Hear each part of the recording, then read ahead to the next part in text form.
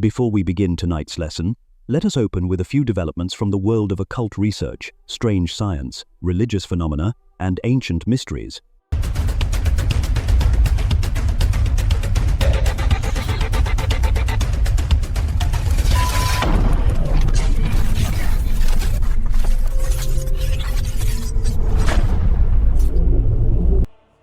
At the Vatican, the war with the unseen is not a relic of the past. On the 13th of March 2026, the Holy See Press Office Bulletin confirmed that Pope Leo XIV received Monsignor Carol Orlita and Father Francesco Bamonte of the International Association of Exorcists in audience.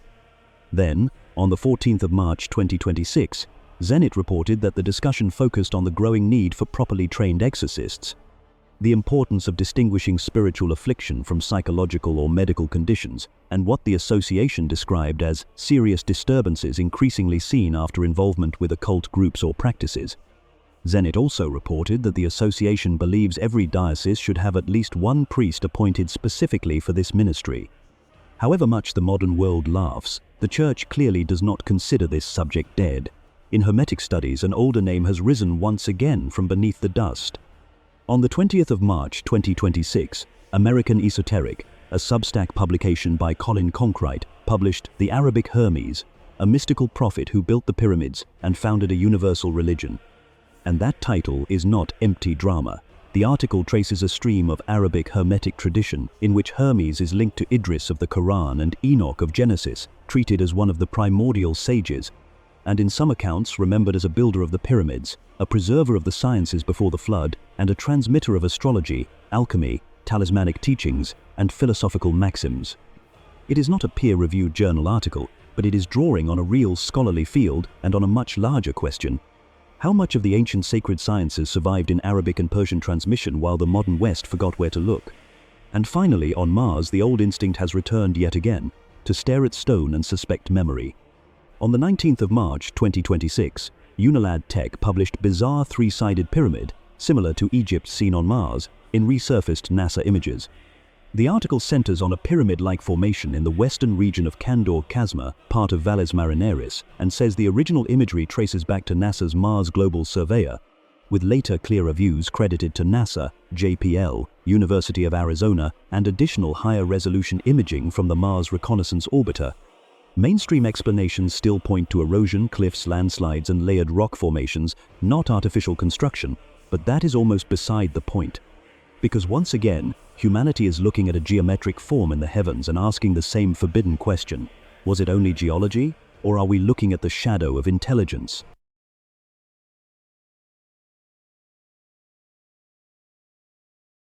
What you are about to see is something very rare, something modern humans claim never existed, and something many false esoteric teachers insist has been lost forever. Both are wrong. The technology you are about to see is not necessarily Atlantean alone, but part of a far older body of knowledge from the world before the flood, what is properly called Antediluvian technology. And this knowledge was not limited to Atlantis. Its branches appeared in many lands, including ancient India, where science, metaphysics, form, sound, and cosmic law were still understood as one. This video was originally in Polish, but I've translated it into English.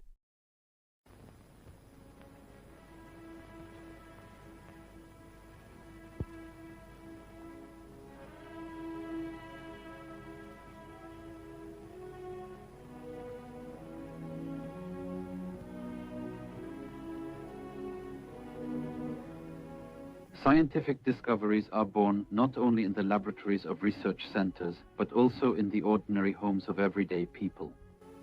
It sometimes happens that someone studies university-level sciences for many years, following their own program to meet the needs of a specific goal, and then after several decades, it amazes the scientific world with an unusual discovery. In this film, we will introduce Robert Pavlita, who, after 30 years of amateur scientific work, has achieved interesting results.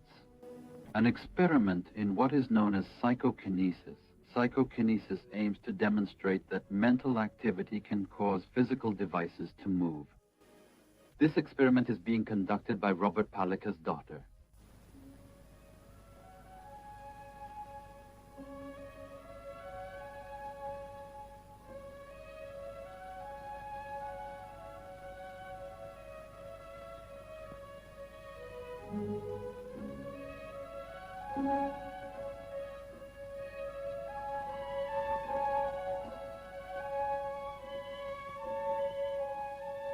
A magnetic phenomenon is ruled out in this particular case due to the material that the small fan is made of.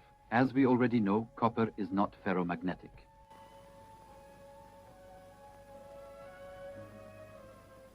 Here is a somewhat more complicated experiment. First, we need to demonstrate that magnesium does not have any effect on scraps of various metals. And yet every single one of them will be drawn toward the energy accumulator.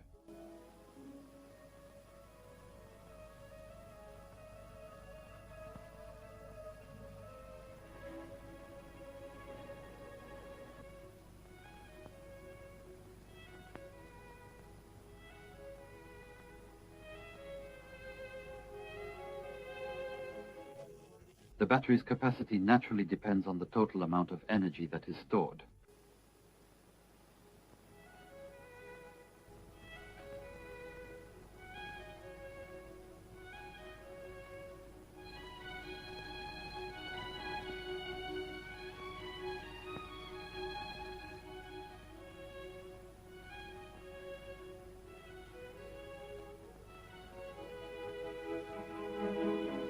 The device's attractive force can be so strong that it is able to overcome the resistance and the surface tension of the water.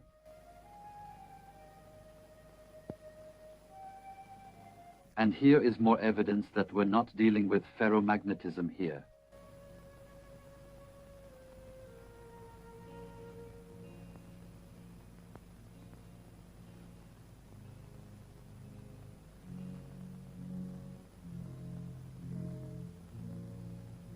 The third experiment, here we have a stand that is supporting a non-magnetic rotor together with equipment that includes a battery of unknown energy. In this experiment, the unknown energy of the human body is converted into the kinetic energy of the rotor itself.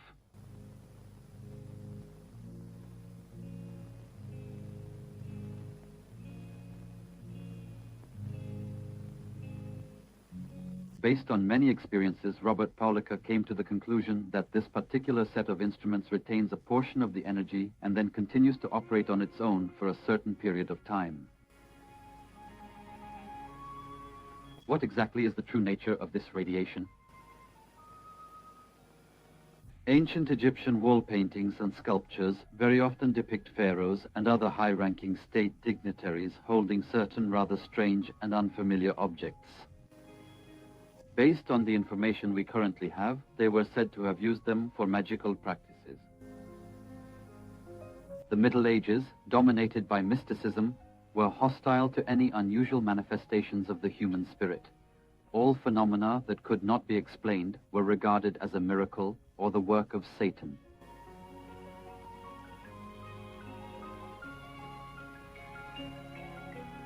In the 20th century, engineer Miller, in Switzerland as well, experiments have shown that the human body emits a certain kind of energy that, under the force of the will, can actually set physical devices into motion. The year 1962, Soviet Union, Professor Vasilyev, corresponding member of the Academy of Medical Sciences. If we were to truly prove the actual existence of some unknown form of energy emitted, as we presently suppose based on our experiments, by the most perfect form of matter, the human brain, it would be a fact of significance as great as the discovery of atomic energy. What kind of energy is it and how is it produced? There are many suppositions on this subject, but almost all agree that this energy arises within the brain, in its neurons. Let us refer to it as psychotronic energy. Through the action of the will, psychotronic energy can be concentrated and transferred by sight to a specific location. In our case, Robert Pavlita's device will be charged with this energy like a battery, and then it will radiate it onto any chosen object. In this way, we will achieve a multiplied effect. A charged accumulator retains part of the energy supplied to it, much like magnetized metal. Therefore, it can operate for some time without the operator's involvement. Is this truly an unknown phenomenon? Robert Pavlita presented his instruments to leading academic experts. Associate Professor Juliusz Kermeski from Bratislava, a physicist. Dr. Zdeněk Rydak from Prague, Secretary of the Coordinating Unit for Research on Psychochronicles. Engineer Karl Dr. Boll from Prague, a specialist in radio and electrical engineering. The course of the demonstrated experiments was carefully reviewed, and they then proceeded to discussion and the further forming of opinions.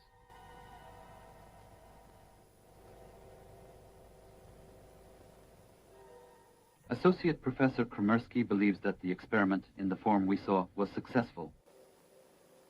He adds, however, that in this kind of experiment there is always the possibility of air currents acting, as well as the influence of certain thermal factors. He suggests placing Robert Paulika's apparatus inside a glass cylinder with a consistent, steady airflow at normal human body temperature.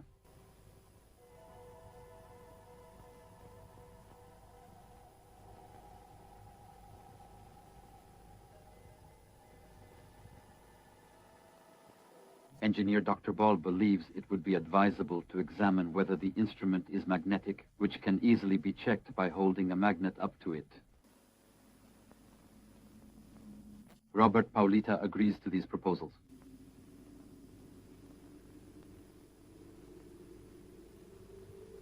Testing the rotor with a magnet.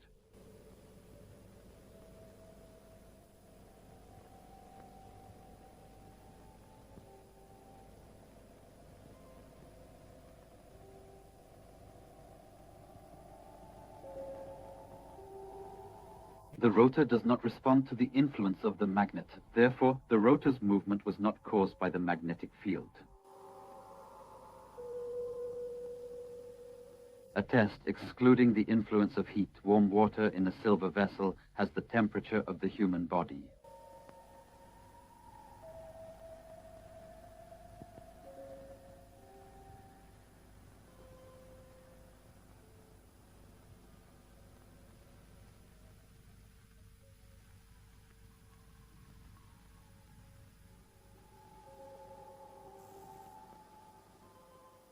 The heat source, emitting thermal energy just as before, likewise did not cause the rotor to move when Robert Paulika's hand was used in its place. We will rule out the possibility of air currents affecting it by placing the apparatus in a glass cylinder.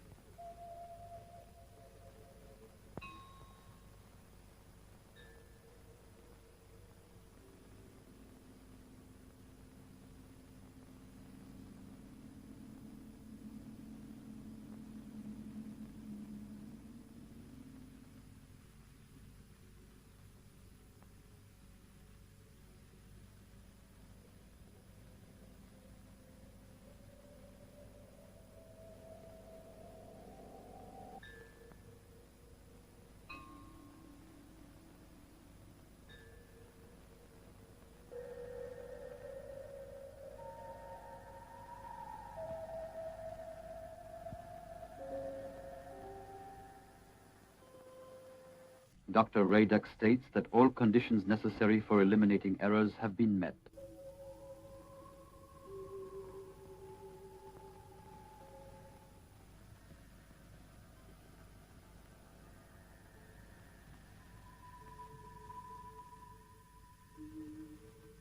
Docent Kremersky acknowledges that the control experiments proceeded quite successfully and may be regarded as a clear success.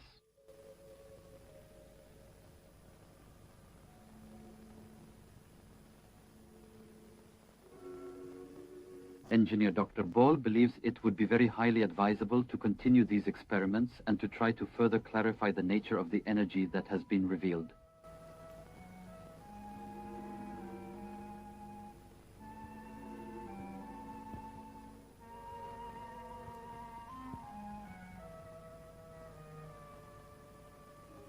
Docent Creams believes that this is in fact a phenomenon that is genuinely unknown to physics. He says that one should thoroughly investigate the causes of the phenomena observed here. He believes that their explanation should ultimately be found within the domain of quantum physics.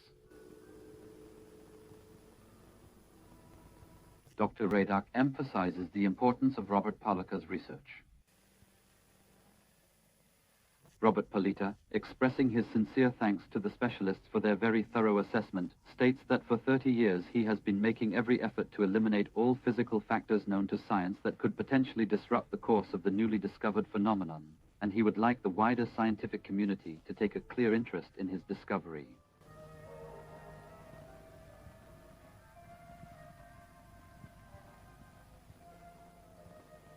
Pavlita repeats the previous experiment, very carefully taking into account the expert's remarks on eliminating any possible side effects on the equipment.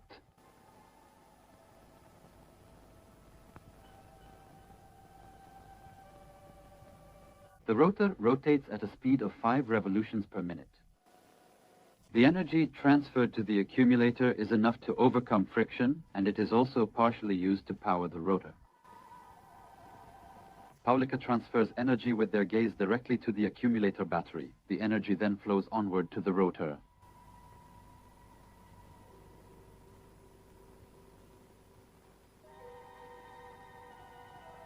And here are experiments indicating that even now, some unknown energy may still have practical applications. The first experiment makes use of lentil seeds.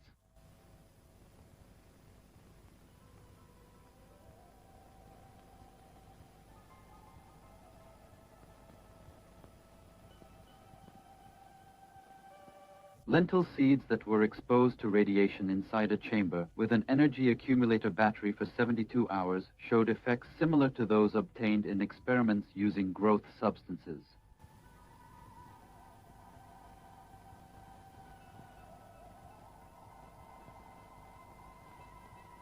Second experiment, wastewater treatment from a textile manufacturing factory. Wastewater from the dye house mixed with stainless steel plates, some exposed to unknown radiation and others kept as control samples. The effect of radiation on wastewater.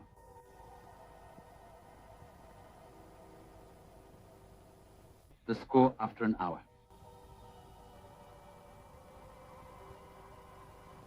After 3 hours,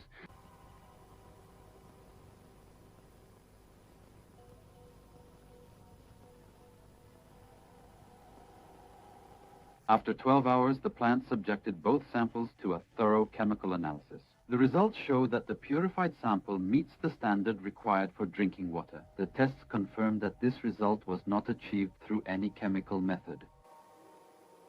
Will these phenomena have practical significance in the future? When Heinrich Hertz proved the existence of electromagnetic waves, he said that it was very interesting, but it was difficult to speak of any practical application. 5 years later, radio was invented, so how will it be this time?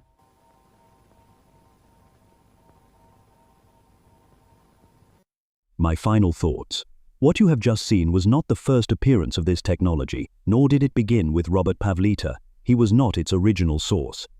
Rather, he stands as one modern restorer of a surviving branch of this older science, one man who helped bring a particular stream of this knowledge back into practical demonstration in the modern age.